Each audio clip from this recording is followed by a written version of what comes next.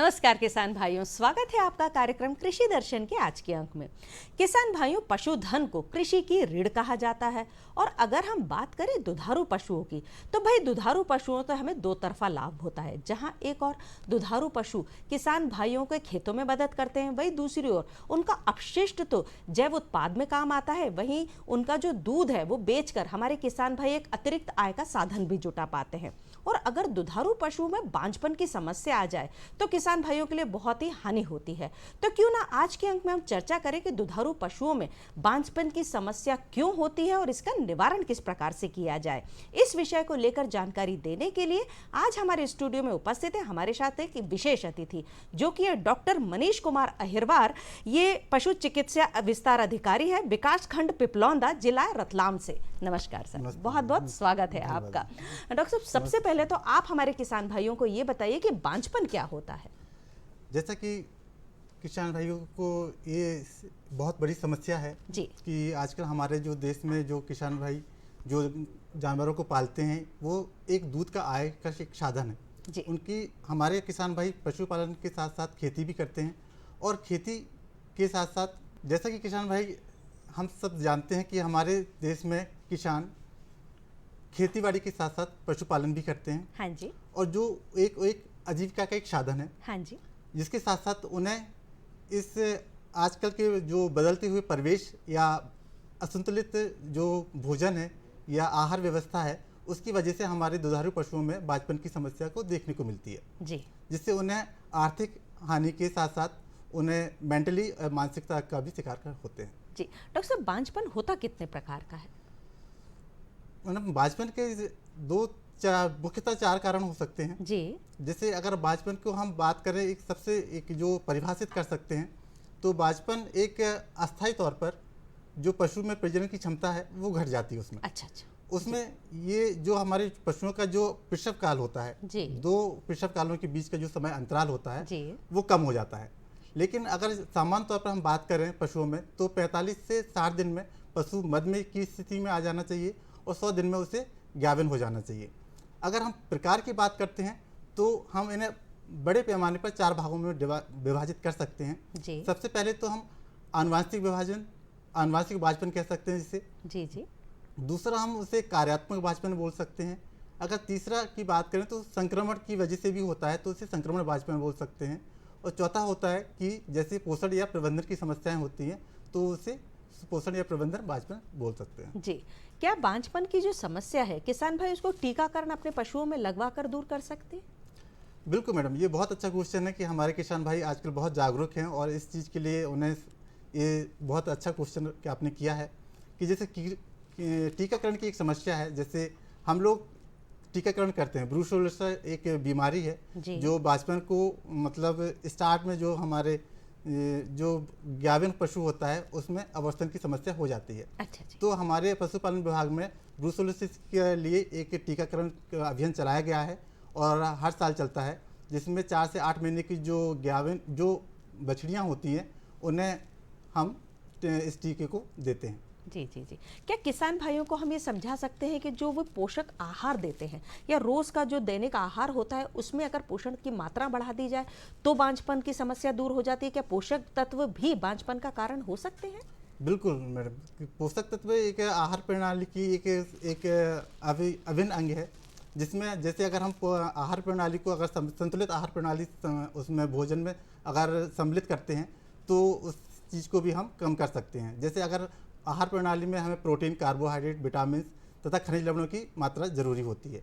अगर जो हम पशु को अगर नियमित तौर पर हम 50 से 60 ग्राम अगर खनिज लवण देते हैं तो इस समस्या को हम दूर कर सकते हैं। जी। किसान भाइयों को अगर आप ऐसे समझाना चाहें कि वो जैसे ही देखें लक्षण, उनके जो भी पशुधन है उनमें लक्षण दिखाई दे तो वो समझ जाएं कि किस प्रकार से ये बांझपन है, कि उनकी समस्या हो रही है उनके किसान भाइयों के जो पशुओं में है, तो लक्षण कौन कौन से होंगे?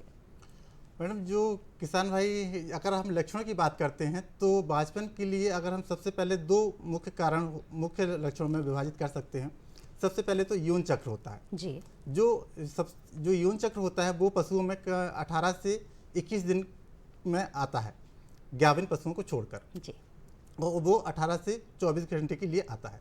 अगर ये हम समस्या, अगर हमारे पशुओं में मद में नहीं आ रहे हैं, तो इस चीज़ को हम सांकेतिक रूप में देख सकते हैं और अपने किसान भाइयों, जो किसान भाइयों देख सकते हैं और अपने निकटतम जो पशु चिकित्सक है उनसे सलाह ले सकते हैं। जी। दूसरी चीज़ होती है कि अगर हम पशु यौन अवस्था में आने के बावजूद, अगर वो उसका वजन भी उसकी यौन अवस्था में है और सारी चीज़ें, उसे खान पान भी सही है, फिर भी अगर हम उसे कृत्रिम गर्भाधान करवा रहे हैं और उसमें अगर फिर भी बार बार वो ठहर नहीं रही है या गाभिन नहीं हो रही है, हाँ जी। तो ये भी एक समस्या है और इस चीज़ से भी हम एक सांकेतिक रूप में देख सकते हैं कि पशु बांझतु नहीं है। जी, किसान भाइयों को ये आप कैसे समझाएंगे कि इस प्रकार के पशु में ही ये समस्या आएगी? क्या कुछ विशेष प्रकार के पशुओं में ही बांझपन की समस्या आती है? मैडम बिल्कुल, जैसे हम अगर वैसे जो भी प्रजनन हैं, जो प्रजननकारी जो भी पशु हैं, या जैसे आमतौर पर हम दुधारू पशुओं में की बात कर रहे हैं तो गाय भैंसों में हमें देखने को मिलती है। लेकिन अगर जैसे जो भी पशु, जैसे कोई कुपोषित मादा होती है, अगर किसी में अंडाशय का पूर्ण विकसित नहीं होना है, हाँ जी। अगर जी, किसी जी। में जैसे जी। फॉलिकल का डेवलपमेंट नहीं होता है अंडाशय में, या फॉलिकल का कम मात्रा में प्रजनन बनना होता है, तो वो, या फिर जो उसके फैलोपियन ट्यूब है जिसमें अंडाशय और जो शुक्राणु होते हैं वो एक इम्प्लांटेशन करते हैं जहाँ पे निषेचन होता है, हाँ जी। वो अगर वहाँ पे किसी वजह से अवरुद्ध होता है तो उस चीज़ की वजह से भी इस चीज़ को देखा जा सकता है। जी, हमने देखा है कि किसान भाइयों के पास में 2 प्रकार के पशु होते हैं, कुछ देसी होते हैं, कुछ संकर प्रजाति के होते हैं। तो क्या दोनों में एक प्रकार से ही बांझपन की समस्या आती है या कुछ अलग अंतर देखने को मिलता है? दोनों में अंतर देखने के लिए, मतलब जो देशी पशु होते हैं तो उनका जो उनका वजन होता है, हाँ जी। या उनकी जो हार्मोनल प्रक्रिया होती है, तो उसमें ऐसा कुछ इशू नहीं है। पर अगर हमारे वातावरण की बात करें हम, तो अगर हम पशु को प्रॉपर तरीके से अनुकूलित वातावरण प्रदान नहीं कर पा रहे हैं तो ये समस्या सभी को देखने को मिल सकती है। हाँ जी। अगर उस संतुलित आहार की बात करें तो संतुलित आहार भी एक बहुत अच्छी देना चाहिए सभी पशुओं को। तो जैसे अगर हमारे जो देशी पशु हैं उनमें रेजिस्टेंस पावर, प्रतिरोधक क्षमता ज़्यादा होती है, तो जिसकी वजह से उनमें बीमारियां कम होती हैं या उन्हें कम ग्रसित हो सकते हैं। जबकि जो विदेशी पशु होते हैं उनकी प्रतिरोधक क्षमता कम होती है और वो वातावरण के साथ जल्दी संपर्क में आके उस चीज़ के लिए ग्रसित हो जाते हैं। जी, संतुलित आहार की आपने बात करी, तो संतुलित आहार कैसा होना चाहिए, क्या होना चाहिए, हरे चारे की मात्रा कितनी होनी चाहिए? हरी चारे की मात्रा, एक्चुअली जो संतुलित आहार होता है, जैसे अगर उसमें प्रोटीन है, कार्बोहाइड्रेट है, विटामिन हैं या जी। खनिज लवण है, जी। तो जैसे और हरा चारा है, तो अगर हम खाने प्रॉपर पर्याप्त मात्रा में हो, जैसे अगर वो डिफरेंट अवस्थाओं में होता है, जैसे अगर हमारा पशु गाभिन नहीं है, नॉर्मल है ना, तो हम उसे कितनी मात्रा देनी चाहिए। जो पशु गाभिन है उसे हम एक्स्ट्रा राशन देते हैं और उसके लिए अलग प्रकार का संतुलित आहार बनाते हैं। तो अगर हम कह सकते हैं बड़े पैमाने पर कि हरे चारे की जो पर्याप्त मात्रा है उसे भरपूर देना चाहिए, हैं, उस वजह से ये सारी चीज़ें भी कम हो जाती हैं। जी, जैसे कि अभी ठंड का मौसम है, ठीक है, बारिश निकल चुकी है, तो किस प्रकार से किसान भाइयों को समझाएंगे, क्योंकि अभी तो हरे चारे की उपलब्धता पर्याप्त मात्रा में है। आगे चल के जब गर्मी आएगी तो किसान भाइयों को आप कैसे समझाना चाहेंगे कि ये वाला जो आप हरा चारा है या फिर जो उनके खाने के लिए जो चारा है वो उसकी कौन सी वाली जो किस्म है वो लगाएं, जिससे कि जो उनके पशु हैं उनके लिए पर्याप्त मात्रा में चारा उपलब्ध हो पाए?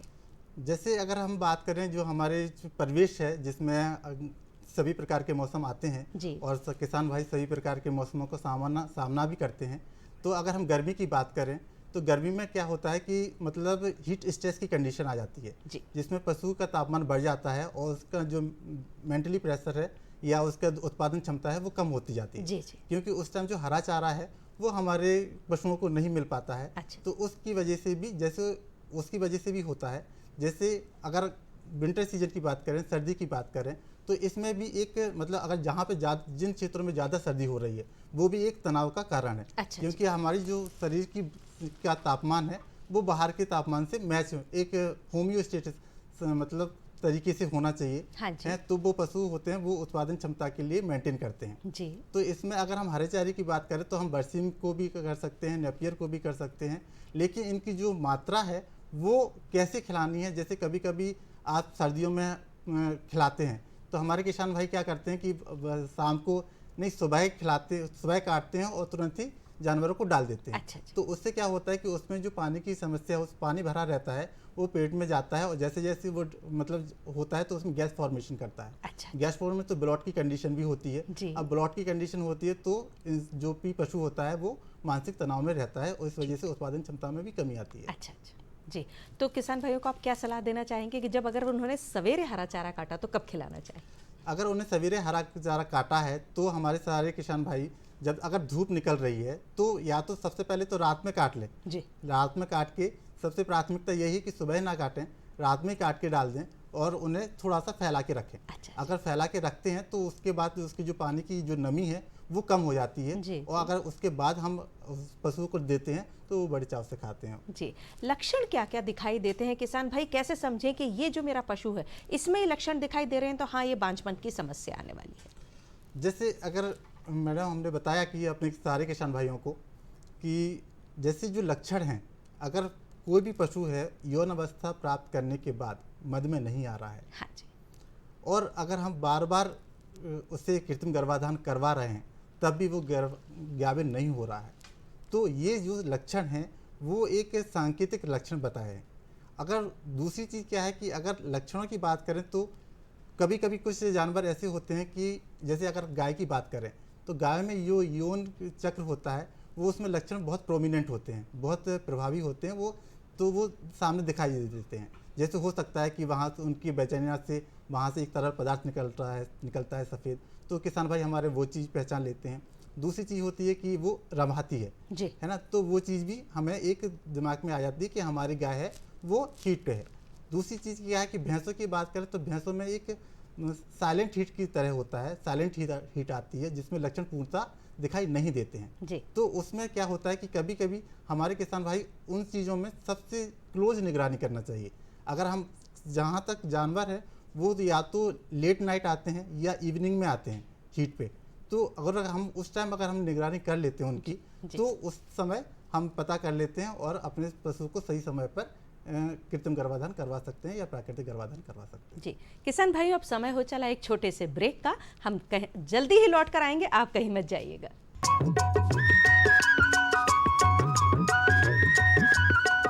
अरे सुन तो।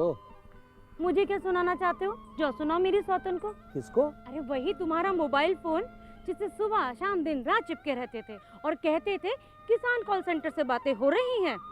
अच्छा ये बात है। हाँ क्यों, क्या हुआ? अब बात नहीं होती क्या? अब तो झट से बात हो जाती है। संबंधी समस्याओं का अपनी भाषा में तुरंत हल पाने के लिए पूरे भारत में किसी भी फोन से हेल्पलाइन नंबर पर संपर्क करें। किसानों का दोस्त किसान कॉल सेंटर।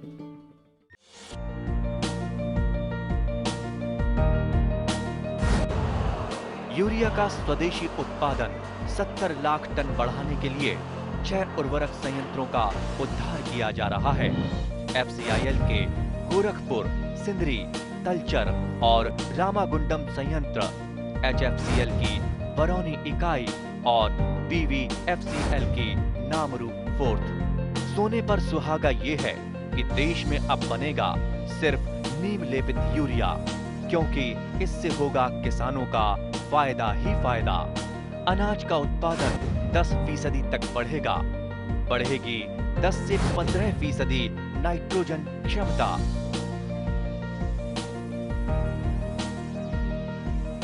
किसान भाइयों, ब्रेक के बाद आप सभी का एक बार फिर से बहुत बहुत स्वागत है। आज के अंक में हम बात कर रहे हैं कि दुधारू पशुओं में बांझपन की समस्या क्यों होती है और इसका निवारण किस प्रकार से करना चाहिए। इस समस्या को लेकर निवारण करने के लिए आज हमारे स्टूडियो में उपस्थित है हमारे विशेष अतिथि जो कि हैं डॉक्टर मनीष कुमार अहिरवार। डॉक्टर साहब, हम बात कर रहे थे पशुओं में बांझपन की, तो आप ये बताइए कि मध्य प्रदेश के जो परिवेश है इसमें आप कैसे समझाएंगे किसान भाइयों को कुछ विशेष सावधानियां बरतनी चाहिए, क्योंकि अभी हम देखने को मिल रहा है कि क्या मौसम का भी असर होता है इस बीमारी पर? बिल्कुल मैडम, क्योंकि जो वातावरण का जो परिवेश है कि ये वातावरण होता है, कभी एक पर्टिकुलर जगह पे हमारे क्षेत्र में एक ही प्रकार का तापमान नहीं होता है। बिल्कुल ठीक है। तो उसमें क्या होता है कि कहीं हो सकता है कि हमारे दक्षिणी भारत में है या फिर हमारे मध्य प्रदेश की बात करें तो अलग अलग तरीके से ये टेम्परेचर तापमान ऊपर नीचे होता है। हाँ जी। तो कहीं पे ज़्यादा शीतलहर चलती है, कहीं पे कम चलती हैं। तो उसमें क्या करना है कि हमारे किसान भाई है तो उस सारे जानवरों को अगर शीतकालीन की बात करते हैं तो शीतकालीन में हमारे जहाँ पे हम रख रहे हैं, जिस आवास में हम रख रहे हैं, उसमें बाहर की हवा अंदर ना जाए, जी। उसके आसपास से हम चारों तरफ से प्रोटेक्ट कर दें या मैटी तरीके से डाल दें, अच्छा। है तो उसका जो बाहर का तापमान है वो थोड़ा सा कम रहेगा और हमारे जो पशु हैं वो थोड़ा सा अपने आप को एक अनुकूल महसूस करेंगे, अच्छा। जिसकी वजह से उनका जो भी प्रोडक्शन है या उत्पादन क्षमता है उसमें थोड़ी सी बढ़ोतरी मिलेगी या मेंटेन रहेगी। जी डॉक्टर साहब, सुनने को आता है रिपीट ब्रीडिंग, ये क्या चीज़ होती है, इसको आप कैसे समझाएंगे कि रिपीट ब्रीडिंग क्या है? मैडम, जो किसान भाइयों की ये बहुत बड़ी समस्या है रिपीट ब्रीडिंग। अगर हमारे देश में अगर बात करें तो 10 से 20% जो हमारे दुधारू पशु हैं वो इस की चपेट में रहते हैं। लेकिन जैसे जैसे अगर हम बात करें कि अगर हम बार बार जो पशु है ज्ञावन नहीं होता है कृत्रिम गर्भाधान कराने के बावजूद हाँ भी, जी।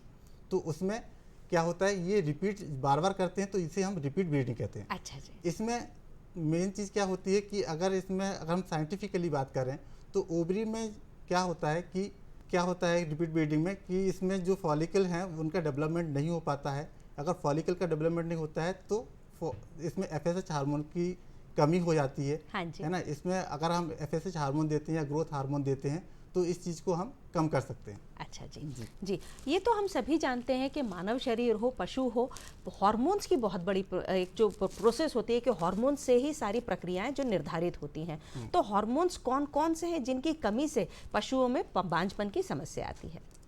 जैसा कि मैडम हमने बताया आपको, जैसे अभी रिपीट ब्रीडिंग की बात चल रही थी, तो उसी हिसाब से अगर हम ओवेरियन सिस्ट की बात करते हैं, जी।